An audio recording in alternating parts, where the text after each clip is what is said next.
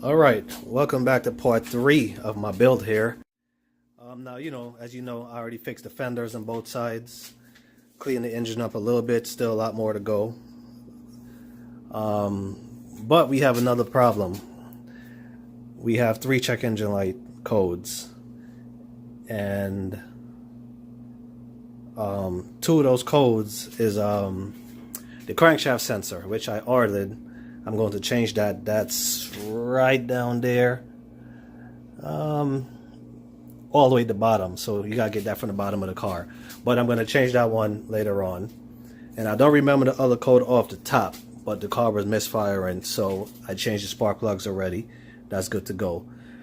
But there's a leak. There's an oil leak. Now, I don't know if you could see it. Hold on. Let's try it with the light. Hold on a second there.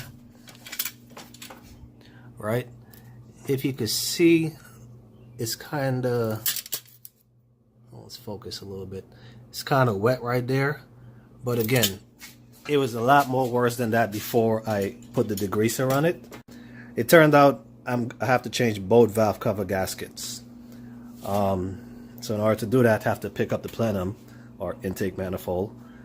And once you get there, most likely I have to remove the coil packs again. And then we're gonna get to the valve cover gaskets. All right, we're back at it. So all I did was remove all the bolts from the plenum, which was pretty much around the whole border. All right, all there.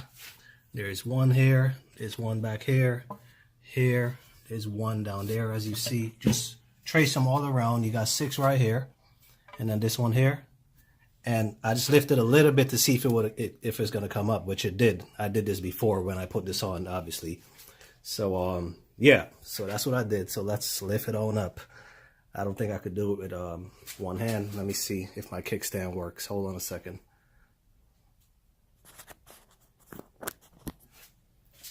It's the best I can do. Let's see if this works. Where could I put it? Alright, so I set up my tripod, so let's see how this works. So as I was saying before, remove all the bolts from around the perimeter, remove a hose from there, one from the back, one from there, remove the intake. And now there's a line that runs right here, like right below the throttle body. And it's this one right here, right? So I can't get nothing through here to disconnect it. So I'm gonna take it from here. I'm just gonna flip it and then probably remove it from here. I'll see. So let's see what happens. See, the line is pulling on it. So it's not letting me bring it free. So this is what I'm gonna do.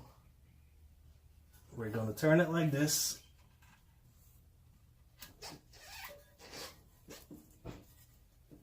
Okay, now we can see there's actually 2 of them that's holding on. This one and one right here, right?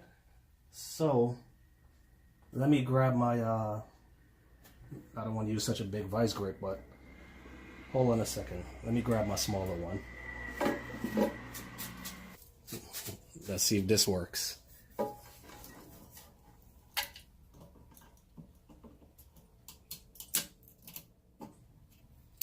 that one is good. Now this other one down here look like it's gonna be a pain to reach. And I don't think this little one could reach it. So this is what we're gonna do. Turn it the best way we can.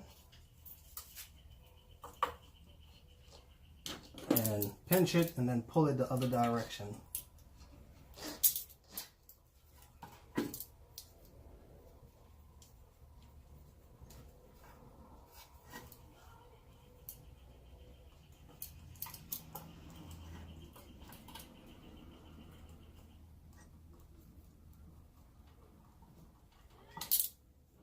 Okay, so I was able to turn it a little bit. Now I'm just gonna try to hook it from the bottom. Hopefully that works.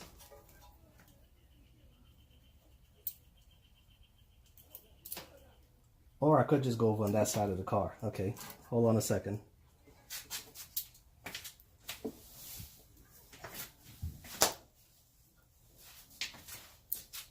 All right, like this. If we can see it properly. I'm a righty, so it's kind of hard to do this with the left hand. I know it's not the right tool to do this, but it's all I have at the moment. So this is what we're gonna do.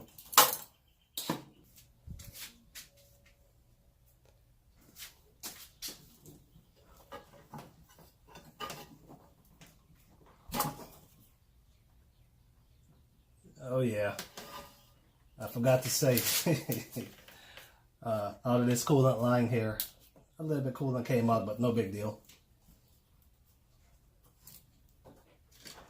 Now, if you got the Motordyne ISO thermos, the Motordyne 516 spacer like mine, the one with the valve, this is the valve right here. So I'm going to close this coolant line so no coolant flows out.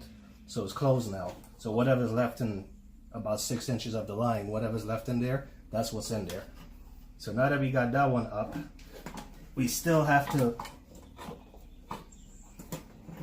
get this little line right here, this little one off. So this is what I'm about to do. Again, this is all I have. I don't have the right tool on me, so gotta make it work. And boy, my back is killing me.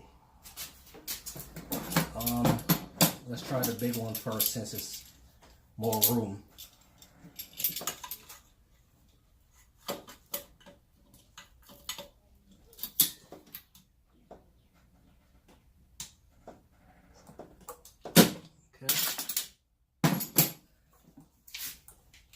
Now we gotta try to pry that back a little bit. I know I'm gonna get help for this, but I'm gonna use my flat head and just pry it back, just to hold a little bit. And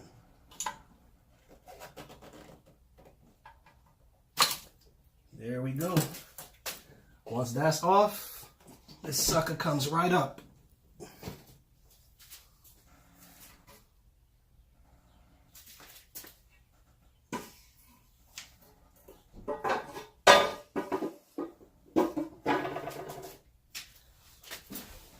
Okay, now that that's off, I think I'm gonna wash these paws up, but let's just see what's going on. Now, again, if you bought the Motordyne, remember I was telling you guys about that in my last video, the Motordyne 516 spacer.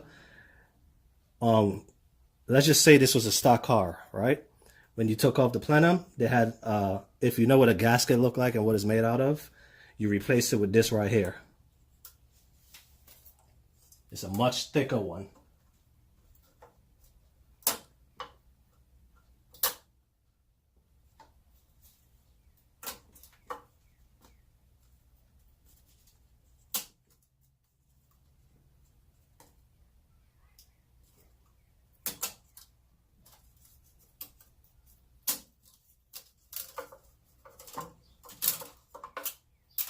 There you go.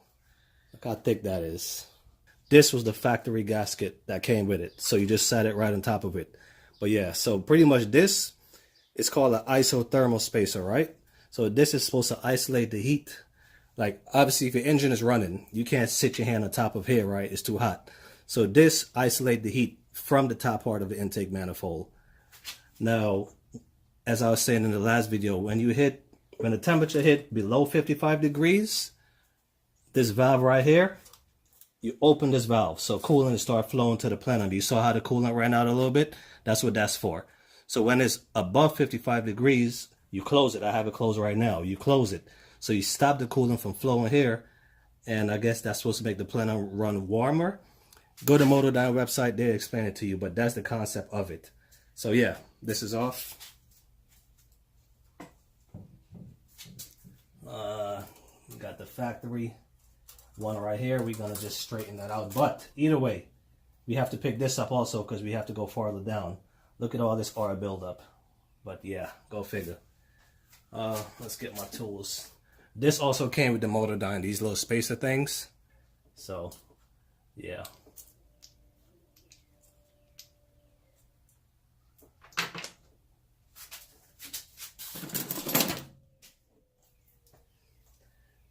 I should just go use the impact, right? Nah, I'm not gonna do that. Hold on, I have to cancel a call real quick. Okay, there you go.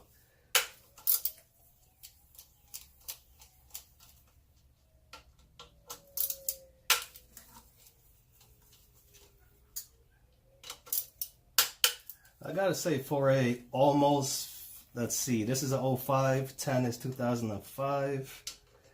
It's about 13 years old. And for a car that's that old, this engine is actually looking pretty good. And again, I did take great care of it when I had it. So yeah, go figure.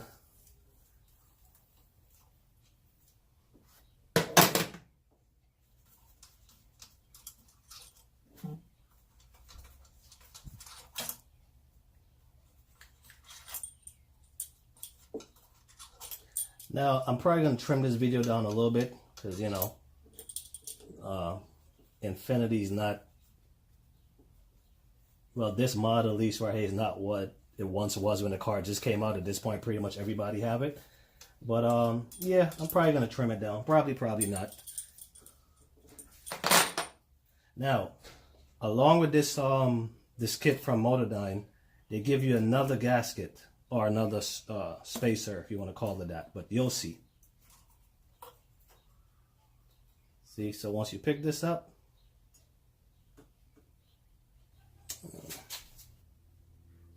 okay. For some reason, I thought my phone's recorded, and I guess it probably stopped. I'm not sure where it stopped off, but either way. So I took off the OEM gasket. They had the one here. I took that off. Now we have to pick this up. So let's get loosened up. First, take this off.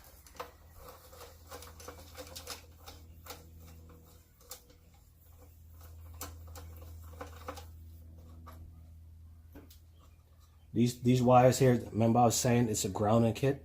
It's by a company called SEC, S-E-C, or S-E-E, something like that. But it's on G35 Driver. Go check it out.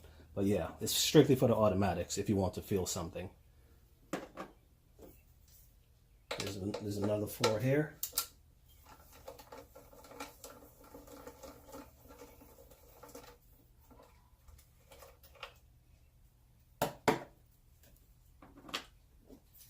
And this one here.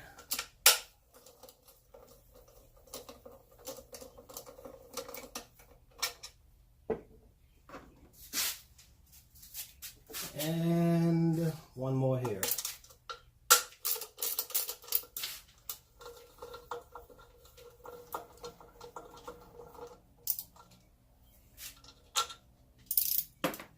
Okay, now this should come up. Let's see.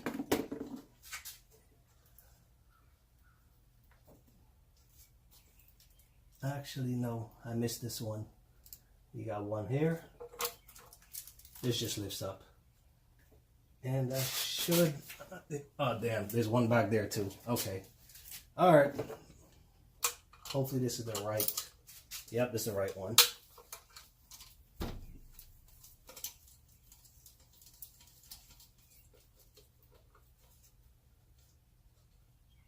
It's just a nut.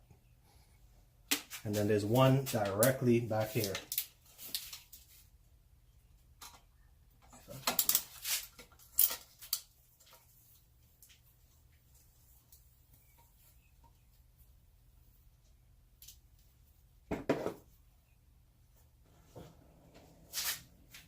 Same thing.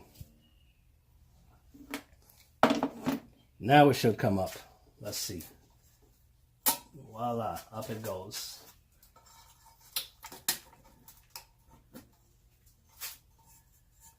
Hold on. I guess I'm too much in a rush. I'm trying to do this before it gets dark. Right here's the hose. Gotta remove this one.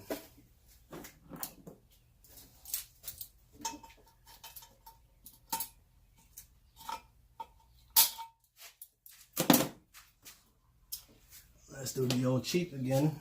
Just drive it straight back. No? Alright. Nothing a little WD can't fix.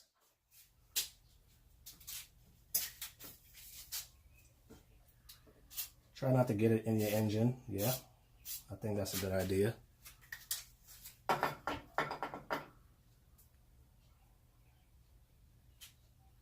Alright. Let's try that again.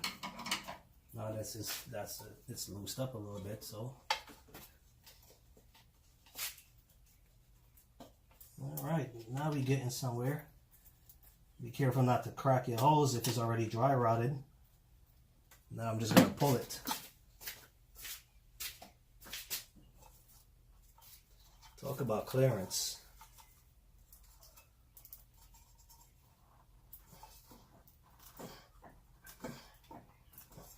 All right, it's coming.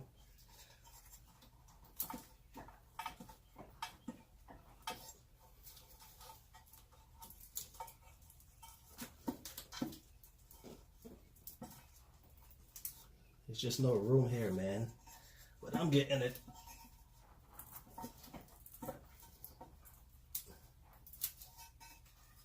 No room to do anything.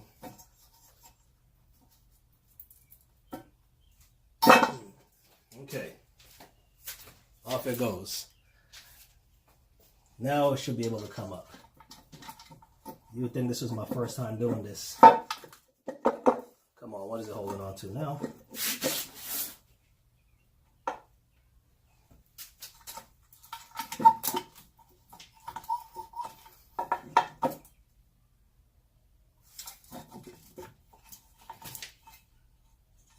And booyah, look at that build up.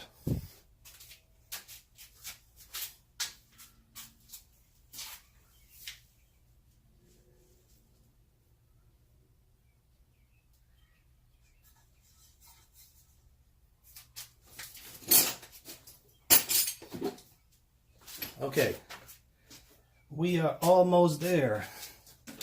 If you're curious, that's what it looks like. Here's a fun fact.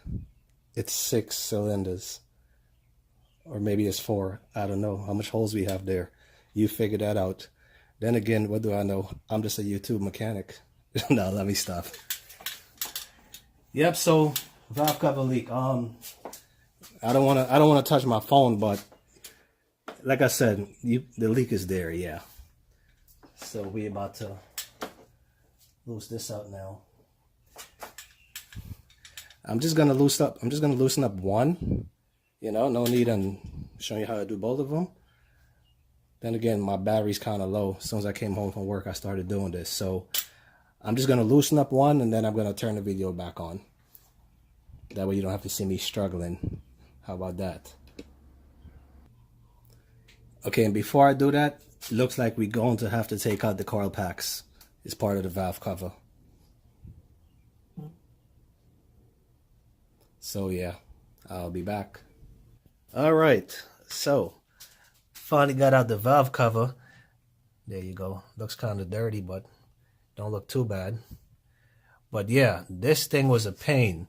If you trace all these bolts here and go around, you got to loosen up this loom and all that. Definitely took more work than expected. Me and my friend did it. That side is going to be a lot easier because we don't have all this stuff in the way. You did have to remove the coil packs, obviously, because it sits on top of the valve cover. Loosen up a few of this stuff here, but yeah, it was a lot of work. My phone is about to die, so I'm not going to record anymore. Didn't expect to be so in-depth. But I'll just show you this real quick. Hold on one second. Okay, so here, driver's side valve cover, you know, obviously is off. This the gasket, it just sits right around. You just peel it out. All right.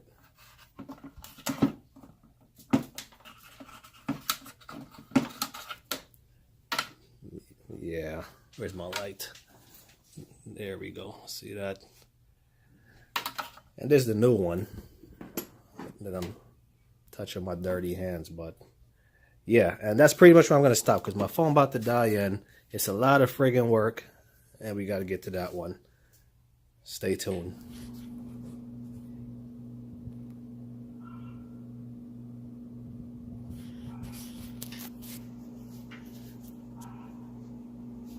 All right, finally got both valve covers back on, and it was a whole lot of work.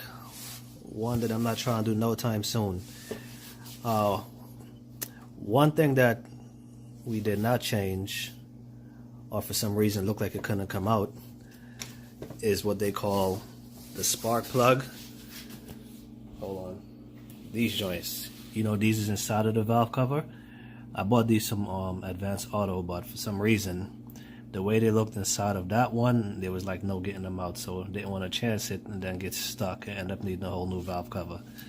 So pretty much now we just about to wrap it back up, throw it back on the plenum, tighten back up everything, and start it up. All right.